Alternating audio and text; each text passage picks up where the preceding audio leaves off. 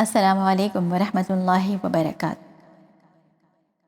میں اس عظمت والے اللہ سے معافی مانگتی ہوں جس کے سوا کوئی معبود نہیں۔ وہ ہمیشہ ہمیشہ زندہ رہنے والا ہے اور وہی ساری کائنات کو تھامنے والا ہے۔ میرا اس کی طرف رجوع کرنا اس بندے کی طرح ہے جس نے اپنے نفس پر ظلم کیا، اور اس کا نفس نہ کسی نقصان کا مالک ہے اور نہ نفع کا، اور نہ موت کا مالک ہے اور نہ ہی حیات کا، اور نہ ہی لوٹ کے بعد قبروں سے اٹھنے کا۔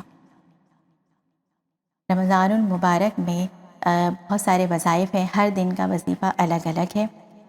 چونکہ رمضان المبارک کا آج پہلا روزہ ہے تو میں آج آپ کو پہلے روزے کے وظائف بتانا چاہوں گی کہ آپ نے کس نماز کے بعد کون سا وظیفہ پڑھنا ہے، کیونکہ رمضان المبارک میں اللہ تعالیٰ ہمیں ایسا موقع عطا فرماتا ہے کہ جس میں ہم دنیاوی امور سے ہٹ کر اللہ تعالیٰ کی عبادت کرتے ہیں، اللہ تعالیٰ کے قریب ہوتے ہیں، تو ہمیں وہ تمام عبادتیں ایسے بہتر انداز میں انجام دینی چاہیے کہ جس کا اللہ تعالیٰ حق رکھتا ہے۔ سب سے پہلے تو پہلا روزہ کا جو وظیفہ ہے وہ یہ ہے کہ بعد نماز فجر اسماء حسنہ پڑھنی چاہیے، یا رحیم 133 مرتبہ پڑھنی چاہیے، یا رحیم 133 مرتبہ پڑھیں۔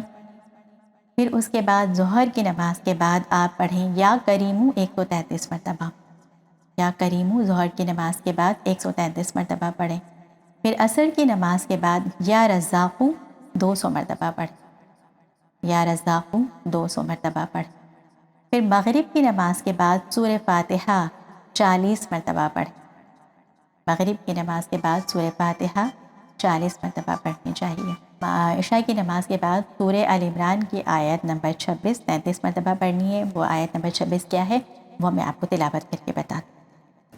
بسم اللہ الرحمن الرحیم، قل اللہم مالک الملک تؤتی الملک من تشاء وتنزع الملك ممن تشاء وتعز من تشاء وتذل من تشاء بيدك الخير إنك على كل شيء قدير۔